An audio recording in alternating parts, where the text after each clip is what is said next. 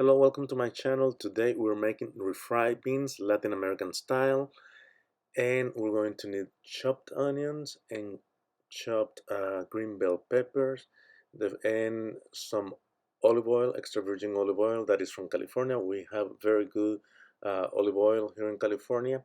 We're going to reheat that. Then we're going to test how hot it is. If it is hot, the onions is going to start dancing. So we add the onions and the bell peppers. If you want them spicy, add 1 or 2 chiles de árbol. You can find them in any grocery store, in the Mexican section of any grocery store. We're going to saute those for about 15 to 20 minutes in medium heat until they look that way.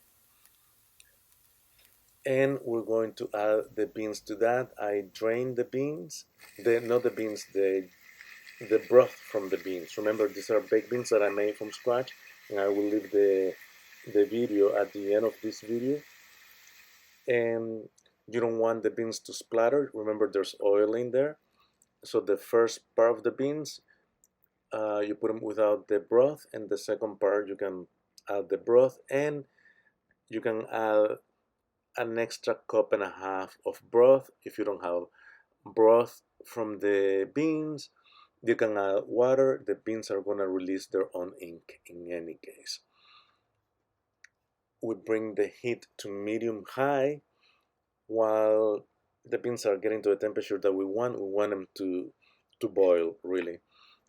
We're going to smash the beans, at least half of the beans, so that the carbohydrates in the beans are going to absorb the flavor from the onions, the green peppers, and the extra virgin olive oil. That's what's gonna give it the flavor. And that's the way they look once you smash them. And it makes a big difference. So I recommend that you do that. And we're gonna bring them to a boil, and we're going to refry them basically for about 15 or 20 minutes. If you need to add more liquid, remember, you can add more liquid if you don't want them too dry. And that's it.